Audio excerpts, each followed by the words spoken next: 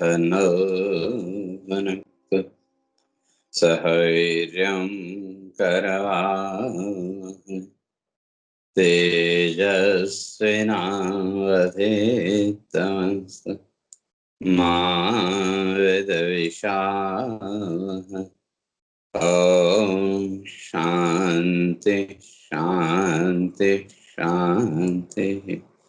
शङ्करं शङ्कराचार्यं केशवं बादरायणं सूत्रभाष्य कृतौ वन्दे भगवन्तौ पुनः पुनः। ईश्वरो गुरुरात्मेति मूर्तिभेदविभागिने व्योमवद्व्याप्तदेहाय दक्षिणामूर्तये नमः। ॐ शान्ति शान्ति शान्ति।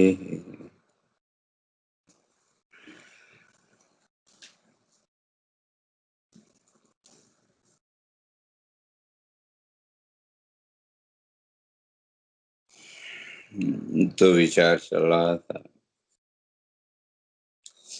भगवान इस बात को स्पष्ट करके आए थे कि कर्म तो करना चाहिए। तो क्यों? तो कह के आए थे कि कर्मणैव हि संसिद्धिम आस्थिता जनकादय लोक संग्रहमेवापि संपश्यन् कर्तुमर्हसि। कहते हैं कि वे कर्मणैव हि संसिद्धि, जीवन में जो सिद्धि की प्राप्ति है, तो अब चाहे वहां भौतिक सिद्धि कहें या आत्मज्ञान रूपी सिद्धि, तो उन सिद्धियों की प्राप्ति के लिए कर्म तो चाहिए। कर्म के द्वारा ही संसिद्धम,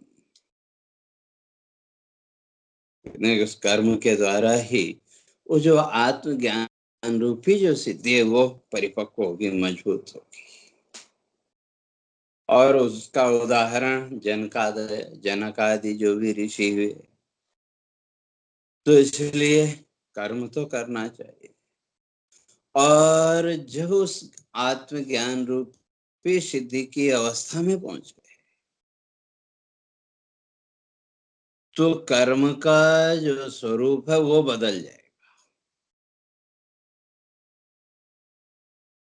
अभी तक हम कर्म कर रहे हैं अपने निजी स्वार्थ के लिए, पर्सनल स्वार्थ के लिए। ये पहले भी चर्चा करके आए थे कि मैं और मेरा परिवार, तो उससे ज्यादा व्यापक। लेकिन कर्म करते करते, पुण्य कर्म करते करते जब चित्त की शुद्धि हुई, और उस चित्त की शुद्धि के द्वारा ज्ञान, तो कौन सा? तो वही आत्मज्ञान धीरे धीरे। और जिस दिन वो आत्मज्ञान परिपक्व हो गया, दृढ़ हो गया, या यूं कहें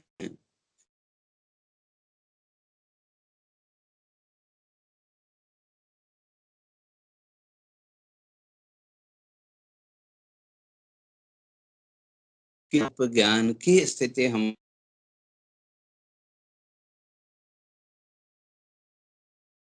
तो वैसे वैसे जैसे जैसे वो स्थिति हमारी दृढ़ होगी, उस हिसाब से फिर कर्म के प्रति जो हमारा एक राग है, हमारी जो आसक्ति है, वो कम हो जाएगी। लेकिन जब तक शरीर है, शरीर के प्रारब्ध के अनुसार कर्म तो करना पड़ेगा, चाहे या न चाहे। तो कर्म की स्थिति बदल जाएगी। अभी तक भी कहीं न कहीं वही प्रारब्ध हमसे कर्म करा रहा, लेकिन उसके साथ हमने अपने व्यक्तिगत संकल्पों को जोड़ दिया। पर्सनल इंटेंशन उसके साथ हमने जोड़ दिया। लेकिन जब ज्ञान के द्वारा इस संसार भाव से ऊपर उठ गए तो तब कर्म तो करेंगे, लेकिन किसके लिए? का लोक संग्रहम एवापि, लोक संग्रह के लिए, अर्थात इस संसार को प्रेरणा देने के लिए। इसलिए भगवान ने शब्द प्रयोग किया संपश्यन। कहते हैं ऐसे जितने भी ऋषि हुए, जितने भी तत्ववेत्ता महापुरुष हुए, वो कर्म से भागे नहीं, उन्होंने कर्म त्याग नहीं किया, बल्कि कर्म के स्वरूप को बदल दिया।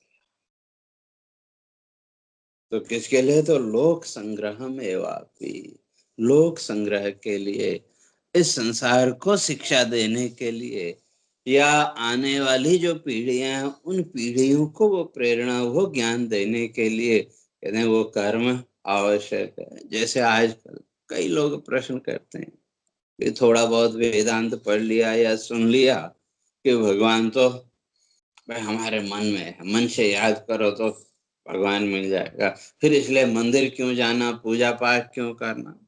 तरह तरह के कुतर्क लोग देते हैं, मैं तो इनको कुतर्क ही कहता हूँ, क्यों? ये सब जीवन की वास्तविकता है, उस कर्म की महत्ता को जाने बिना ये सब कुतर्क है।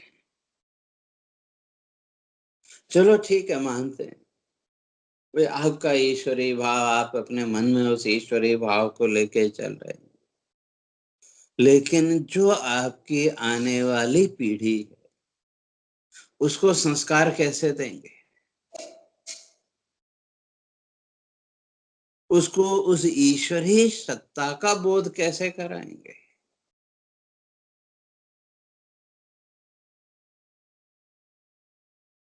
इसलिए उस ईश्वरीय सत्ता का बोध आने वाली पीढ़ी को कराने के लिए, या आने वाली जो पीढ़ी है उसको शिक्षित करने के लिए,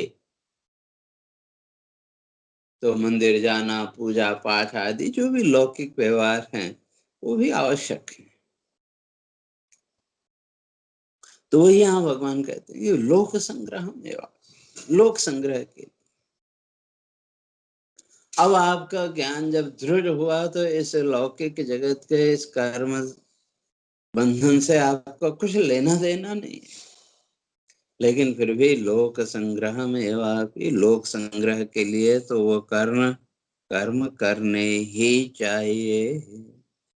तो कैसे? तो उसके लिए फिर भगवान यहाँ उदाहरण दे रहे हैं कि यदि यदाचरति श्रेष्ठ तत्तद एव इतरो जना सयत् प्रमाणं कुरुते लोकस्तदनुवर्तते। यद यदाचरति श्रेष्ठ, श्रेष्ठ समाज में प्रतिष्ठित लोग, यद यदाचरति, वो जैसा जैसा आचरण करते हैं।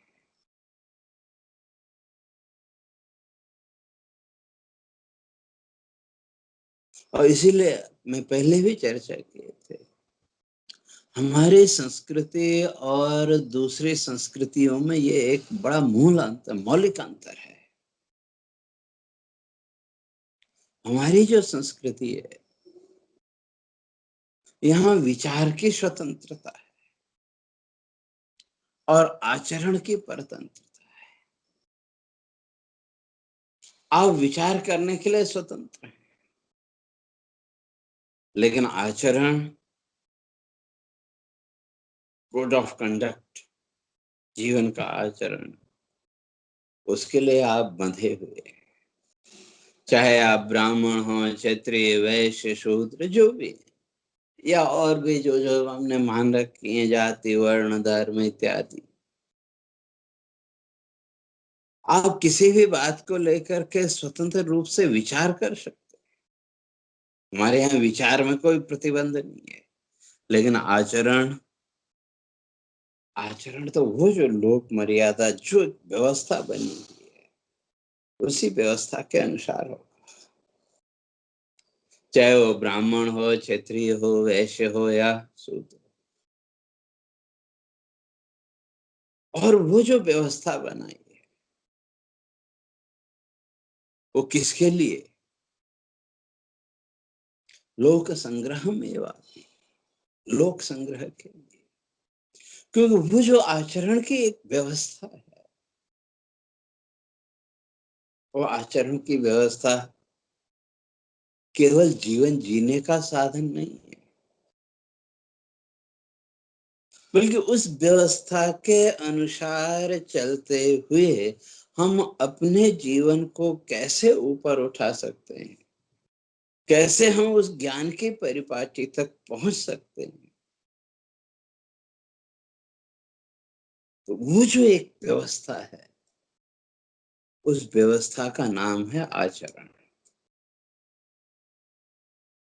और श्रुति इस बात को स्पष्ट करती है कि आचारहीनम न पुनन्ति वेदा। जो आचरण से ही, ऐसे जो लोग न पुनन्ति वेदा, उनको तो वेद भी शास्त्र भी उन्हें पवित्र नहीं कर सकते। तो फिर जीवन को पवित्र करने का, जीवन को शुद्ध करने का जो माध्यम है, वो ये व्यवस्था है, आचरण व्यवस्था, जो हमारे ऋषियों ने, हमारे पूर्वजों ने एक बना के हमारे सामने रखी। तो इसलिए अपनी जो वैदिक संस्कृति है, तो हमारी वैदिक संस्कृति में विचार की स्वतंत्रता, विचार के लिए आप स्वतंत्र हैं, फ्री है, कुछ भी विचार करना कर सकते हैं, लेकिन आचरण वो तो उसी व्यवस्था के अनुसार करना पड़ेगा। तो इसलिए आचरण की परतंत्रता और विचार की स्वतंत्रता, ये हमारी वैदिक संस्कृति का आधार है। और जो दूसरी संस्कृतियां, वहां ठीक इसका उल्टा है। वहां आप आचरण के लिए स्वतंत्र हैं, लेकिन विचार के लिए आप स्वतंत्र नहीं है। आप कैसा आचरण जीवन में करते हैं, वहां कोई नहीं पूछता है, लेकिन विचार, विचार जो उनके मान्य परंपरा या जो भी उनके धर्म ग्रंथों में जो लिख दिया, उसे इतर आप बोल नहीं सकते, उससे भिन्न आप अपने विचार प्रकट नहीं कर सकते। उससे भिन्न कोई विचार आपने प्रकट किया तो वो आपको धर्मद्रोही या धर्म निंदक, ईश निंदक आदि कहने लगेंगे। लेकिन हमारी संस्कृति में ऐसा नहीं है। तो भगवान वही कह रहे हैं, यद यद आचरति श्रेष्ठ, वो जो जीवन के आचरण की जो व्यवस्था एक बनी हुई है, वो आई कहां से? यद यद आचरति श्रेष्ठ, जिनको हम पूज्य मानते हैं, सम्माननीय मानते हैं, उनके जीवन के आचरण को देख करके हम भी अपने जीवन में उसका अनुसरण करते हैं। बहुत दूर या बहुत ज्यादा दूर जाने की जरूरत नहीं है। अपने ही जीवन को हम देखें, हमारे जीवन के जो भी धार्मिक कर्तव्य हैं, जो भी धार्मिक कर्म आदि सामान्य जीवन में हम करते हैं, तो उन कार्यों के लिए कहीं न कहीं हम अपने पूर्वजों को, अपने माता पिता या अपने श्रेष्ठ जनों को उसका आदर्श मानते हैं कि नहीं? या कई बार लोग पूछते भी हैं कि भाई तुम्हारा कौन आदर्श है, या कौन से कर्म सिद्धांत को आप फॉलो कर रहे हैं? तो हमने अपने माता पिता को देखा, अपने बुजुर्गों को देखा, श्रेष्ठ जनों को देखा, तो जीवन का जो आचरण है, उनके आचरण को देखते हुए उसके अनुसार हम उसको अपने जीवन में भी अपना, विचार के लिए आप स्वतंत्र, लेकिन आचरण की वो व्यवस्था, चाहे वो पूजा पाठ की बात हो, दूसरी बात हो, तो कई बार हम लोग उदाहरण देते भी नहीं, हमारे पिताजी ऐसा करते थे, या हमारे दादाजी, हमारी दादी ऐसे करती थी। तो वही भगवान यहाँ कह रहे हैं, यद यद आचरति श्रेष्ठ, तो वो जो श्रेष्ठ जन कहते हैं, यद यद आचरति, वो जीवन में जैसा आचरण करते हैं, लोग तत्तद एव इतरो जना, तो वैसे वैसे दूसरे लोग भी करते हैं। और शास्त्र तो यहाँ तक कहते हैं, आचार भ्रष्ट देहानाम भवेत् धर्मः पराङ्मुखः। जिनके जीवन में वो आचरण नहीं, अर्थात वो मर्यादा, वो व्यवस्था जो हमारे ऋषियों ने बनाई है, हमारे पूर्वजों ने जो एक समाज को व्यवस्थित करना, या यूं कहें कि इस एक सामाजिक ढांचे में, इस एक व्यवहारिक जगत में अपने जीवन के लौकिक कर्तव्यों का निर्वाह करते हुए हम अपने जीवन को कैसे ऊपर उठा सकते हैं।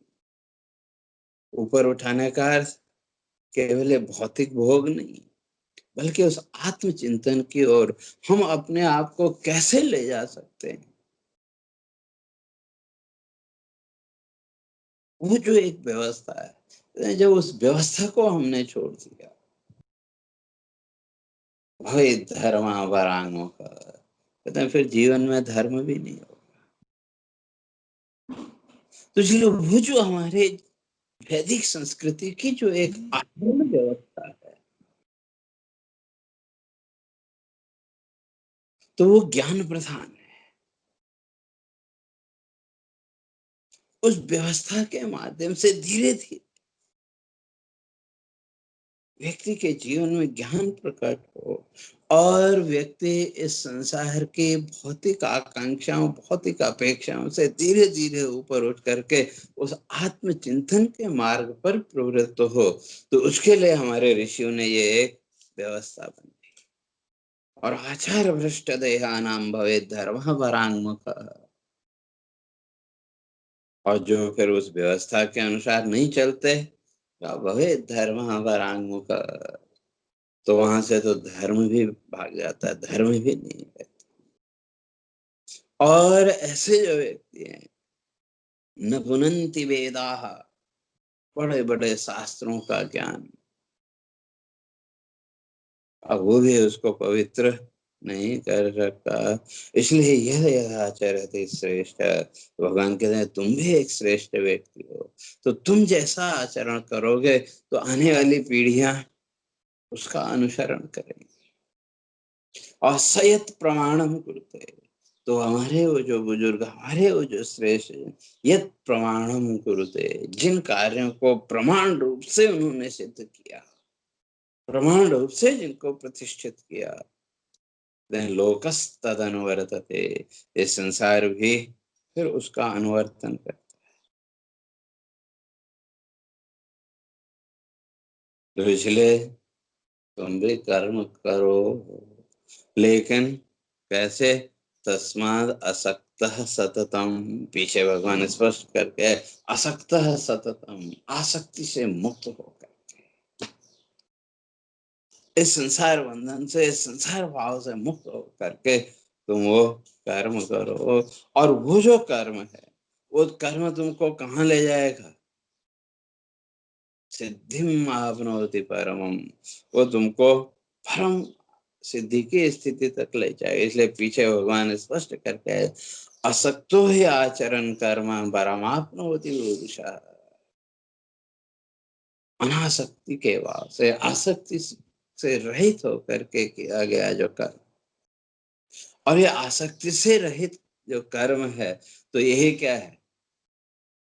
कर्म बंधन से मुक्त होने का साधन। और उस भाव में कौन पहुंच सकता है? तो उसके लिए श्रुति स्पष्ट करती है, एषाम निसंगतांगीकरणम परिणतिः स्वात्म संतोषिणस्ते, स्वात्म संतोषिणस्ते, स्वात्म संतोष, आत्म भाव में जो संतुष्ट, और वो आत्म भाव की संतुष्टि उस आत्म ज्ञान के बिना संभव नहीं हो सकती।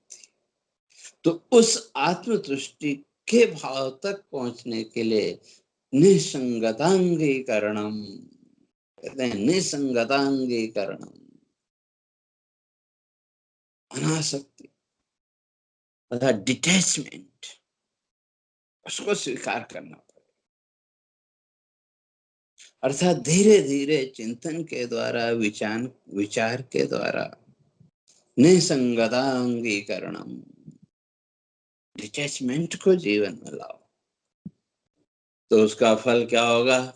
कहते हैं आत्म संतोषिणस्ते, तो वह निसंगता जीवन में आत्म तुष्टि का भाव, आत्म संतोष का भाव लाएगी, अर्थात आत्म ज्ञान के द्वारा उस आत्म भाव में संतुष्टि। तो ऐसे जो लोग हैं, धन्य संन्यस्त दैन्य निकरा,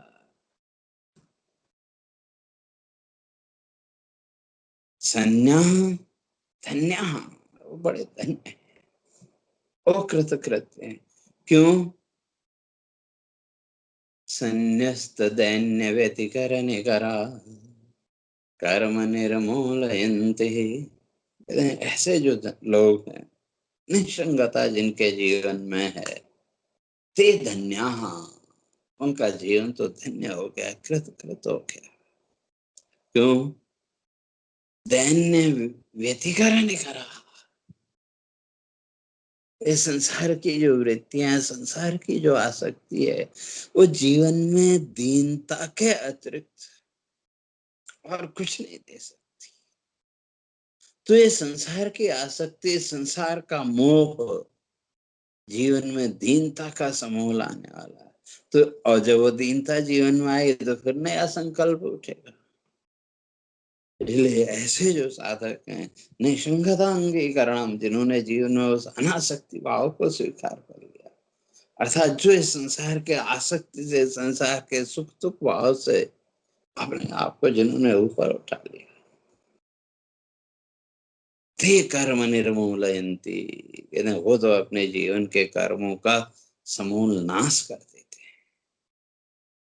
और जिनके जीवन में आसक्ति है, तो फिर वहां संकल्प होगा, तो वहां कर्म नाश नहीं हुआ।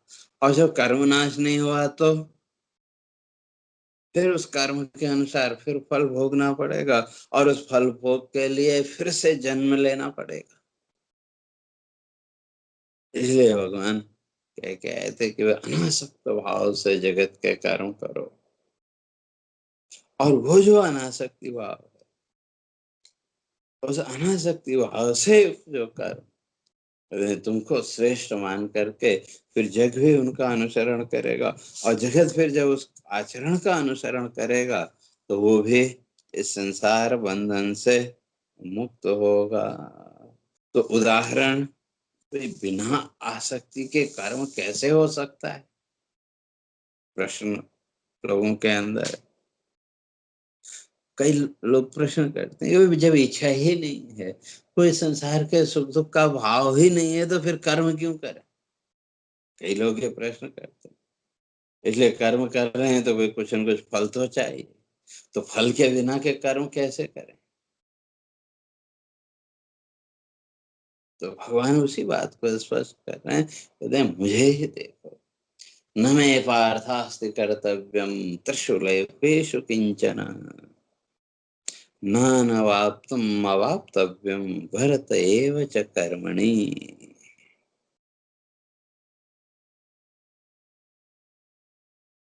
तो भगवान कहते हैं मुझे देखो, न मे पार्थास्ति कर्तव्यम त्रिशूलोकेषु किंचन, हे पार्थ, इन तीनों लोकों में न मे कर्तव्यम, मेरे लिए कुछ भी करना उचित नहीं है, मेरा कोई कार्य है ही नहीं। त्रिशूलोकेषु, इन तीनों लोकों में। क्यों? वे सारा संसार माया मात्र है। तो वो जो ईश्वर तत्व है, तो फिर उस ईश्वर के लिए कुछ भी कर्तव्य नहीं है। लेकिन फिर भी भगवान कहते हैं वर्त एव च कर्मणि, फिर भी मैं कर्म करता हूँ, क्यों? मेरे लिए कुछ भी यहाँ प्राप्त भी नहीं है। क्यों? जो ईश्वर है, कर्तुम अकर्तुम अन्यथा कर्तुम समर्थ है ईश्वर।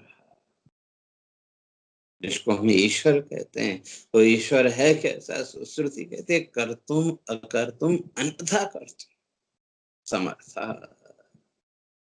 कर तुम जो होने वाला है या जो हो सकता है उसको भी करने में जो समर्थ है। और अगर तुम जिसको लेकर के मनुष्य सोचता है कि भाई ये नहीं हो सकता, उसको भी करने में जो समर्थ है। और अन्यथा कर तुम मनुष्य की कल्पना से परे, अन्यथा कर तुम उसको भी करने में जो समर्थ है। तो ऐसी जो शक्ति है, उस शक्ति का नाम ईश्वर। तो इसलिए भगवान कहते हैं नाना वाप्तम अवाप्तव्यम। मेरे लिए तो इस संसार में कुछ प्राप्तव्य है ही नहीं, कुछ प्राप्त करना है ही नहीं। क्यों? यह सारा संसार मम तेजोंस समुद्भवम, ये सारा संसार का दृश्य प्रपंच मेरे तेज अंश के अतिरिक्त और कुछ नहीं है, अंश मात्र।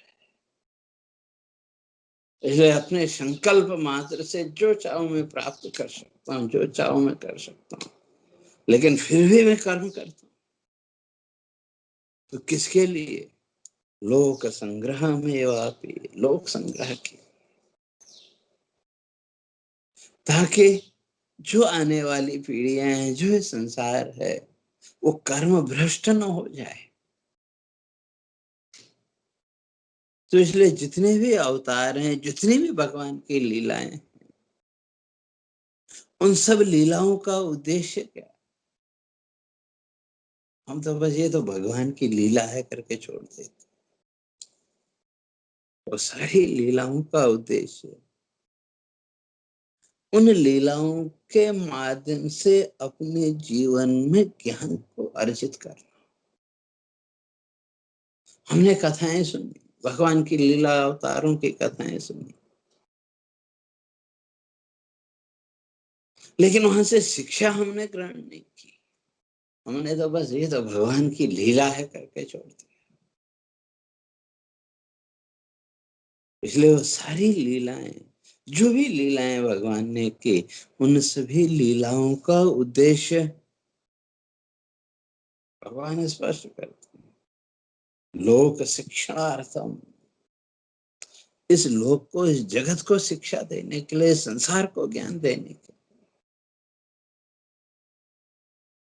कि इस संसार में जो भी आया, चाहे वह साक्षात ईश्वर ही क्यों न हो, अगर वो भी रूप धारण करके आया, शरीर धारण करके आया, तो उसको भी इस संसार की व्यवस्था के अनुसार चलना पड़ेगा।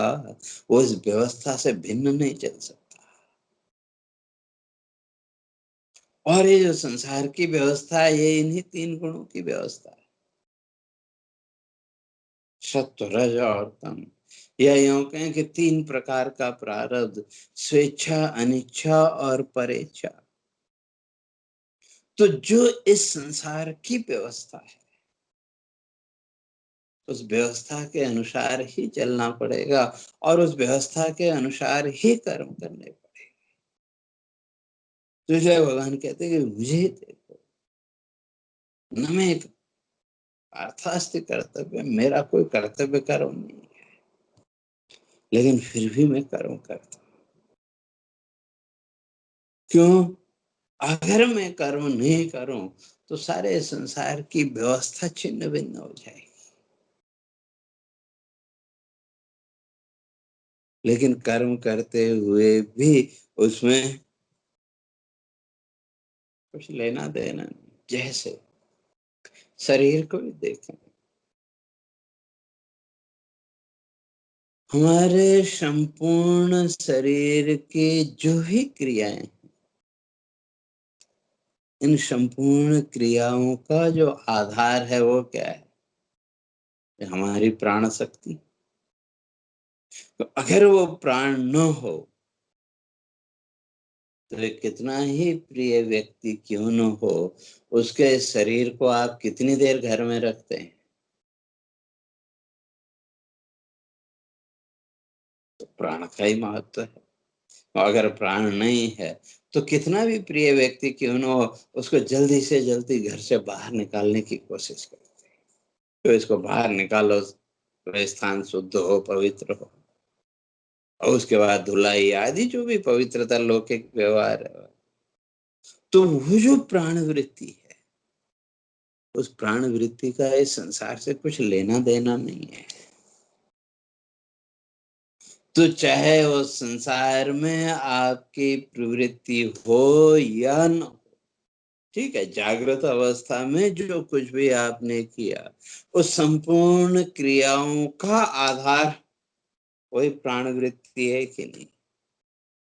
और जिस समय आप निद्रा में गए, साउंड स्लीप में जिस समय गए, तो उस समय भी वही प्राण वृत्ति, ठीक है, उस समय वो सूक्ष्म अवस्था में है या सुषुम्नालय उस प्राण वृत्ति का लेकिन वो प्राण का अत्यंत सूक्ष्म भाव वो आपके शरीर की सारी क्रियाओं को संचालित कर रहा है कि नहीं। जैसे आजकल कई लोग कोमा में चले जाते हैं, ठीक है, बाह्य दृष्टि आपकी गायब होगी, लेकिन शरीर की प्रक्रिया तो चल रही है कि नहीं। तो जैसे उस प्राण सत्ता के द्वारा आपके जीवन के सारे कार्य संचालित हो रहे हैं, लेकिन उस प्राण का आपके इस संसार के कार्यों से कुछ लेना देना है क्या? कुछ लेना देना नहीं। लेकिन अगर वो प्राण वृत्ति न रहे तो राम नाम सत्य। तो उसी तरह से भगवान कहते हैं कि जैसे वो प्राण वृत्ति, उसका इस संसार के आपके कार्यों से कुछ लेना देना नहीं है, लेकिन उस प्राण वृत्ति के बिना कोई भी कार्य संभव नहीं है। तो वह उसी तरह से भगवान कहते हैं नानावाप्तम अवाप्तव्यम, मेरे लिए कुछ प्राप्तव्य नहीं है संसार से, लेकिन फिर भी मैं कर्म कर रहा हूं। जैसे वो प्राणवृत्ति अपना कर्म कर रही है निरपेक्ष भाव से, आपको शरीर को व्यवस्थित रखना, व्यवस्थित ढंग से आपके शरीर को संचालित करना, ये उसी प्राणवृत्ति का काम है। इसलिए उस प्राण को भी आत्मा का स्वरूप ही माना। इसलिए जो प्राण की उपासना करने वाले हैं, उस प्राण की उपासना के द्वारा भी उसी आत्म भाव तक पहुंचा जा सके। इसलिए हमारे यहाँ उपासना की अलग अलग विधियां। तो वो जो प्राण शक्ति है, वो जो प्राण वृत्ति है, कहते हैं वो प्राण वृत्ति निरपेक्ष भाव से अपना कार्य कर रही है कि नहीं। इसी तरह से जब तक शरीर का प्रारब्ध है, अगर इस कर्म बंधन से मुक्त होना है, अगर इस कर्म बंधन से ऊपर उठना है, तो क्या निष्काम भाव से वो जो कर्म है वो करते रहो। क्योंकि उस क्रियाशीलता के बिना, उस कर्तव्य कर्म का पालन किए बिना जीवन मुक्ति की अवस्था या परम मोक्ष की अवस्था तक नहीं पहुंचा जा सकता। तो इसलिए लोक संग्रह में वापी, लोक संग्रह करिए। और उसका उदाहरण भगवान कहते हैं मुझे ही देखो, मम वर्तमान वर्तन्ते मनुष्या पार्थ सर्वशः। तो आगे स्पष्ट करेंगे, मम वर्तमान वर्तन्ते, मेरा अनुसरण करते हुए सारा जगत अनुसरण कर रहा है।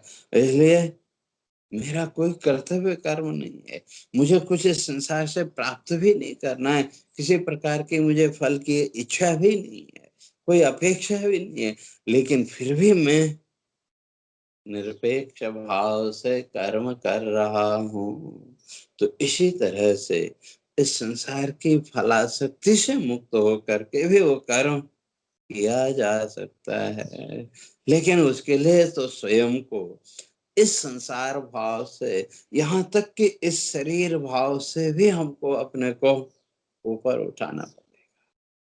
क्यों? जब तक शरीर भाव है तो तब तक कहीं न कहीं फिर ये कर्म संकल्प, कर्म संस्कार फिर इसी जगत में खींच के ले आएंगे। वो जो भी हो, जीवन की लंबी प्रक्रिया है। लेकिन भगवान का कहने का तात्पर्य यही है कि भाई अपना जो कर्तव्य कर्म है उसको निरपेक्ष भाव से, विदाउट एनी एक्सपेक्टेशन, अपना कर्तव्य कर्म करते चलो, जैसे मैं कर रहा हूँ। और जब अपना कर्तव्य कर्म किया तो फिर जो भी होगा वो सहज भाव से स्वीकार। और अगर मैं ये नहीं करूं तो भगवान कहते हैं फिर सारे लोक की व्यवस्था छिन्न भिन्न हो जाएगी। इसलिए ये संसार की वो आचरण व्यवस्था, वो लोक व्यवस्था बनी रहे। तो जिस आचरण व्यवस्था के आधार पर व्यक्ति अपने जीवन को ऊपर उठा सकता है, अपने चित्त की शुद्धि कर सकता है, तो वो व्यवस्था बनी रहे। इसलिए भी तुम्हारा कर्म करना आवश्यक है। लेकिन कैसे? असक्त है सततम, अनासक्त होकर के, आसक्ति न रहे, केवल कर्तव्य भाव। और अगर ये नहीं करेंगे तो यदि अयम न वर्तेयम जातु कर्मण्य तंद्रित मम वर्तमान वर्तन्ते मनुष्या पार्थ सर्वसा। आखिर भगवान कहते हैं मैं कर्म नहीं करूंगा तो फिर आने वाली पीढ़ी भी कर्म नहीं करेगी, और उसका परिणाम भगवान कहते हैं जो तुमने पहले प्रश्न किया था कि जायते वर्ण संकर, सब व्यवस्था छिन्न भिन्न हो जाएगी। तो वो व्यवस्था कर्म त्याग से छिन्न भिन्न होगी। पर जब तुम कर्म नहीं करोगे तो छिन्न भिन्न होगी। और जब तुम अपना कर्तव्य कर्म करोगे तो वो व्यवस्था छिन्न भिन्न नहीं होगी, बल्कि वो व्यवस्था बनी रहेगी। कैसे? तो उसकी चर्चा आगे क्रमशः करेंगे। हरि ओम। पूर्णमदः पूर्णमिदं पूर्णात् पूर्णमुदच्यते पूर्णस्य पूर्णमादाय पूर्णमेवावशिष्यते। ओम शांति शांति शांति। शंकरं शंकराचार्यं केशवं बादरायणं सूत्रभाष्य कृतौ वन्दे भगवन्तौ पुनः पुनः। ईश्वरो गुरुरात्मेति मूर्तिभेदविभागिने व्योमवद्व्याप्तदेहाय दक्षिणामूर्तये नमः। ओम शांति शांति शांति।